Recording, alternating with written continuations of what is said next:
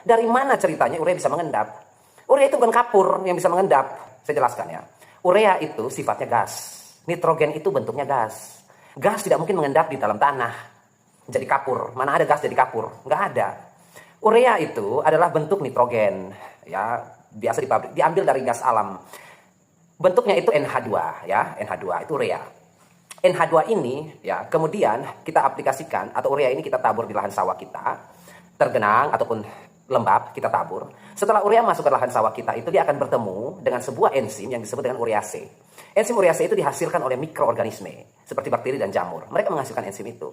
Siapa saja banyak Bacillus spp yang Bapak Ibu bilang pelarut fosfat, ya dia bisa melakukan fosfat, tetapi dia juga menghasilkan enzim urease. Bacillus spp, Bapak Ibu sering dengar ya. Pseudomonas spp sama, dia juga bakteri pelarut fosfat, ya melakukan fosfat yang keras untuk diberi makan pada tanaman kita. Jadi kalau ada fosfat atau fosfor dia urai. Tetapi dia juga menghasilkan enzim urease untuk mengurai pupuk urea kita. Apalagi Clostridium itu juga sama. Clostridium spp juga sama pelarut fosfat, tetapi juga menghasilkan enzim urease. Apalagi misalnya Pseudomonas sudah ya, Rhizobium itu juga sama dan masih banyak gen strain yang lain. Bakteri dan jamur-jamur ini yang saya sebutkan tadi, mereka itu ada di lahan kita. Sekalipun sawah Bapak Ibu itu tergenang, ya justru tergenang malah lebih bagus. Mereka ini bakteri anaerob. Jadi nggak perlu oksigen untuk hidup. Air tergenang pun mereka berkembang biak. Dan itu ada di sawah Bapak Ibu semua. Ya, mereka itu ada di situ. Enzim urease dari mikroba ini, yang akhirnya kalau mikrobanya mati, enzimnya terikut dengan bangkainya dan terurai di tanah. Akhirnya tanah pun mengandung enzim urease. Dari mikroba yang saya sebutkan tadi yang mati di lahan kita. Enzimnya jatuh di tanah, lalu tanah mengandung enzim urease. Bukan cuma sampai di situ. Air di lahan sawah kita yang tergenang juga tercemar oleh enzim urease itu. Jadi air di sawah ada enzim urease, tanah di sawah ada enzim urease, plus mikroba yang habitatnya di sawah Anda. Yang keempat, bonus lagi, yang ada tanam itu padi, yang ada tanam itu jagung.